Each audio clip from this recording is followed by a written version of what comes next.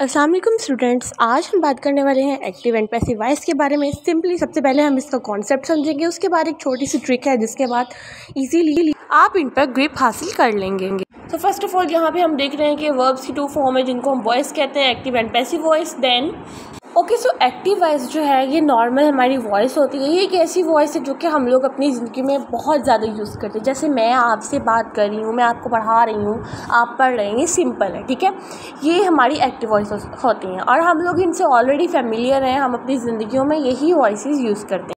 अच्छा, यहाँ पे हम समझ लेते हैं एक्टिव वॉइस की मतलब एक सेंटेंस है तो उसमें क्या चीज़ें होती हैं। एक सब्जेक्ट है, ठीक है, एक वर्ब है, एक ऑब्जेक्ट है, ठीक है।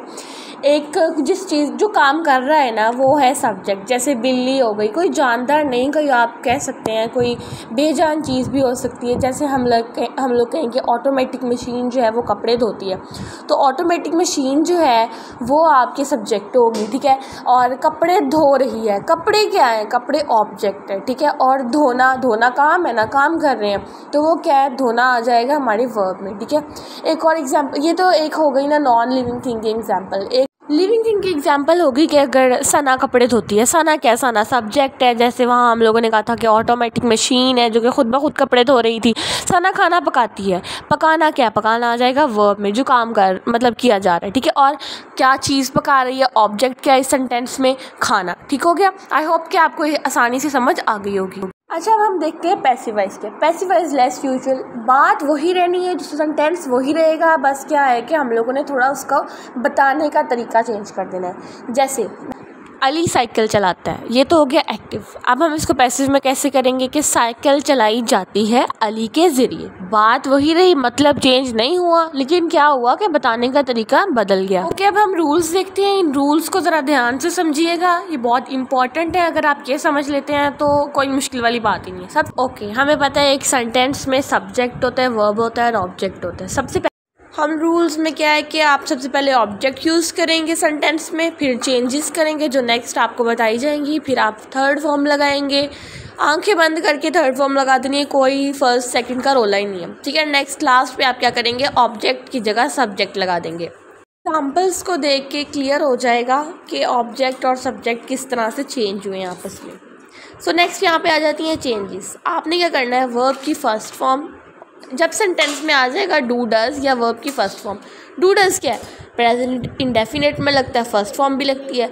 जहाँ पे आपको डू डज नज़र आ जाए या वर्ब की फर्स्ट फॉर्म नज़र आ जाए, आप लोगों ने इज़ एम आर चेंज कर देना है। इज़ आपको पता है इज़ किसके साथ लगना है, ही शी इट के साथ इज़ लगता है, आई के साथ एम लगता है और वी दे के साथ आर लगता है। ओके, जब आपको किसी सेंटेंस में नज़र आए वर्ब की सेकेंड फॉर्म नज़र आए और डिड, हमें पता है कि सिर्फ सेकंड फॉर्म पास्ट इंडेफिनेट में लगती है और नेगेटिव और इंटेरोगेटिव में डिड लगता है, ठीक है।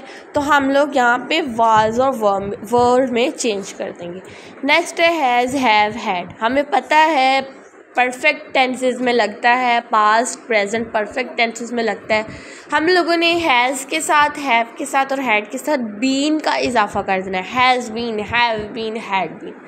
नेक्स्ट विल आ जाए, शैल आ जाए जो कि फ्यूचर में आता है, आपने क्या करना है, will be and shall be लगा देना है। नेक्स्ट आपको सेंटेंस में नज़र आ जाए विल हैव नज़र आ जाए तो या शैल हैव नज़र आ जाए, आप लगाएंगे विल हैव बीन या shall have been. Okay, ING लगता है कंटिन्यूस टेंसेस में। कंटिन्यूस टेंसेस में जब आपके पास आईएनजी आ जाएगा तो आप लोग सिंपली उसको बीइंग में चेंज कर दोगे। ये कुछ चीज़ें हैं जिनको अगर आप याद रख लेते हो तो ये सारे टेंसेस को कवर कर देती हैं और इन्हीं चीज़ों को याद रख के आप सारे सेंटेंसेस ईजीली कवर अप कर सकते हो, सॉल्व कर सकते हो, अटैम्प्ट कर सकते हो। सो यहाँ पे कुछ सेंटेंसेस हैं इजी, यहाँ पे इनके आंसर्स भी जो दिए हुए हैं। She prepares dinner, first form है एस या एस का इजाफा हुआ है, कहीं पे भी एस या एस नहीं लगता सिवाय प्रेजेंट इंडेफिनेट के। तो हम लोगों को पता लग गया है कि ये प्रेजेंट इंडेफिनेट है यानी फर्स्ट फॉर्म लगी है, ठीक है। तो हम इसमें एम आर का यूज़ करेंगे। तो ऑब्जेक्ट क्या था इस सेंटेंस में, डिनर। सब्जेक्ट क्या था, शी। हमने क्या करना था, ऑब्जेक्ट पहले लगाना था, द डिनर ऑब्जेक्ट पहले आ गया। इज़ क्यों लगाया है, क्योंकि हम लोगों को पता है ये प्रेजेंट इंडेफिनेट है, फर्स्ट फॉर्म यूज़ हुई है तो हम लोगों ने इज़ एम आर लगाना था, इज़ इसलिए आया। थर्ड फॉर्म लगानी थी, प्रिपेयर्ड आ गया, ठीक है। बाय हर, बाय का यूज़ हम लोगों ने हर सेंटेंस में करना है, क्योंकि हम लोग पैसिव में चेंज कर रहे हैं, सेंटेंस को चेंज कर रहे हैं, तो इसलिए हम लोग बाय का इस्तेमाल करेंगे। अब शी है, हम शी थोड़ी ना लिखेंगे, हम लोग लिखेंगे जैसे आप लोगों ने पढ़ा, शी की जगह हर लिखेंगे, ही की जगह हिम लिखेंगे, दे की जगह दैम लिखेंगे, इस तरह लिखेंगे, ठीक है। नेक्स्ट है शी नोज़ हिम, नोज़ आ गया, ये क्या, यहाँ पे हम क्या लगाएंगे, ही लगाएंगे, क्योंकि हिम लगा हुआ है, हिम था हमारे पास ऑब्जेक्ट, ऑब्जेक्ट पहले आएगा, ही लगा दिया।